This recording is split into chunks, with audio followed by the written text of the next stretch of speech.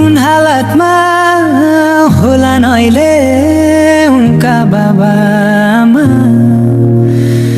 फेरि अर्को घटना घट्यो बारासिङरामा 3 वर्षकी बालिकालाई बलात्कार गरी मारे कडा आवाज उठाउनु पर्छ यसको बार्या भगवानले हाम्रो किस्मत लेख्नुहुन्छ भन्छन् मान्छेहरू यति कठोर के का लागि